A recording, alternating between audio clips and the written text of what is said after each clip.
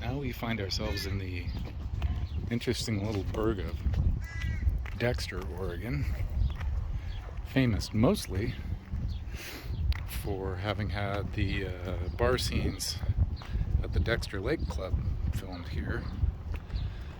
And I'm kind of on a little thing about flags lately. And here's something I've never seen before. Now, typically, a flag flown upside down is a sign of distress. Now, what is going on here that is distressing this post office?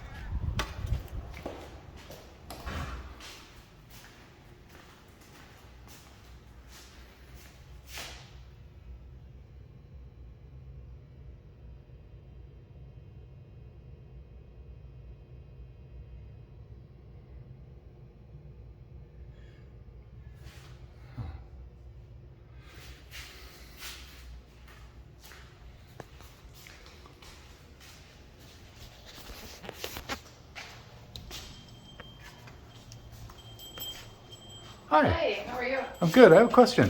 Yeah. Normally a flag flown upside down is a sign of distress. Was that an intentional? No, is it upside down? Yes, it's upside down. Thank you. Oh my goodness. No, it's not supposed to be. Okay. They keep flipping too. There's something wrong with the hooks. Oh yeah. Thank you for telling Oh, you're welcome. No one's in distress. Okay.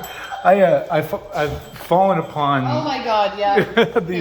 these First Amendment activists, and a lot of them, they audit post offices and stuff, and a lot of them focus on, there's Old Glory and the flag and everything, and so I've taken to start noticing these things, and I went out to Walterville, and they were missing the MIA POW flag.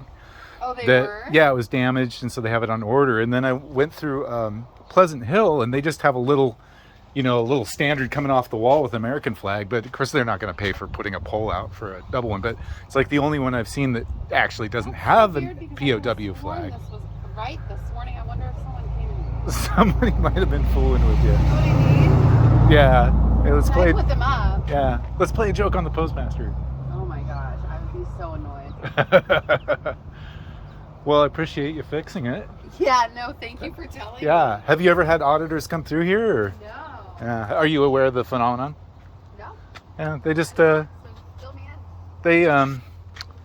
they test government employees and police on their First Amendment knowledge, and how a lot of people in postal employees are in the impression that it's not lawful to record video or take pictures in it. Me? Yeah, that it's because that we're not allowed to say anything to you if you're recording.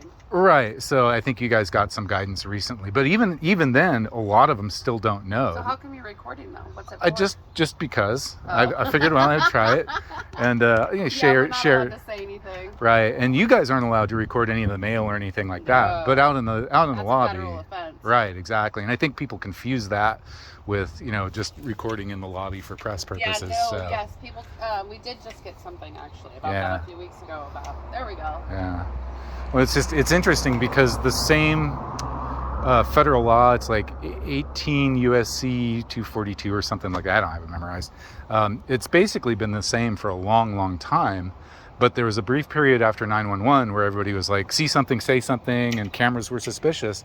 And nobody bothered to realize that, oh, no, that's actually okay to film in public, and especially somebody doing it openly. And the Poster 7's been the same since like 2008, and but just people never read it. Yeah. And or they misunderstand it because you can't do like commercial photography, although press is a money-making, it's an enterprise. It's always been a money-making enterprise, but it's constitutionally protected, whereas like making a movie or a television show or a Ford commercial or a wedding shoot, those are all commercial in that they're done for money, but they don't have First Amendment protection. They have to pay Exactly. And they tend to come with, crews and disturbances, and so those Perks are limited. and all that. Yeah, those you need the postmaster's permission or somebody's permission, but just a news photographer or an independent journalist or a stringer, they can come in, take pictures, video, and obviously they can't interview you and get policy questions like, why do you think the post office did that? Then you'd probably want to talk to your no comment. public affairs officer. Yeah, exactly. Run them up the ladder. But it's one of those interesting things that, in spite of all the education, in spite of the endurance of the same rules, even to this day, people will go into post offices and they call the cops, and everybody throws a fit. Yeah, I mean, it's better just to accept it, just ignore it. Yeah, if they're like deliberately trying to get somebody's credit card information or something. Oh, if you were standing behind a customer as they were putting their PIN in, then I would have to say, excuse me, please don't stand do back that. 6 Yeah, feet. and It's security. yeah, you know, that's obviously an ill intent. Or if they're going into places that are clearly marked as you know, restricted areas, stuff like that. So, but there's also been an uproar of people coming in trying to get reactions. Yeah, there's definitely a segment of that group that they're provoking. Yeah, provoking and reactive. Yeah, exactly. Trying to get something stirred up. And I don't pay those guys any attention. I don't watch their channels or anything. But there's a lot of them that are just very passive. They won't say anything. They'll just show up and they'll look around and they'll film all the stuff on the walls and they'll look at poster 7. Maybe go buy a stamp, and then if nobody has a fit, they just leave. You know, they call it a pass, and of course it doesn't generate as much, you know, click through on their channel, and doesn't make them as much money. People are looking for reactions. Yeah, but the good ones, they'll post the passes and praise people and encourage their subscribers to you know, call the postmaster and tell them they did a good job, or the mayor or whatever. Get some positive feedback. Yeah, yeah. Well, I'll shout out for you guys, but you know, they do city halls, police stations, you know, all kinds of stuff. And some of them do like offensive signs out in public, like fuck Biden or fuck Trump or something like that, and see what people do. And it's amazing the variety of reactions you get. I'm sure. So, I'm sure. My name's Chris. Nice to meet you. Megan. Megan, nice to meet you. Meet Great you, job. Chris. Thank you for fixing the thank flag. Thank you for calling me. Absolutely. Well, you're I gonna would have hate for anyone to think I'm in distress in there. Right. Well, it's like I like. I'm all happy-go-lucky, and you're like, "Are you okay?" It's like I can't imagine to be the kind of distress where you could come out and do that and then go back in. Usually in the morning I'm half awake, so it could have been me. You never know. And, you know, I'm glad that you told me, because sometimes they even come off the clips. Yeah. Like one part will come off, we all just waving off the corner. Sometimes they'll fall a little bit, and it'll be like hat. People will be like, "Why is the flag hat?" Yeah, and I'm like, no, "No, it's not supposed to be." We need a better rope system. But we'll get there. Well, I appreciate you. You have a great day. You too. Great Bye-bye. to meet you, Chris.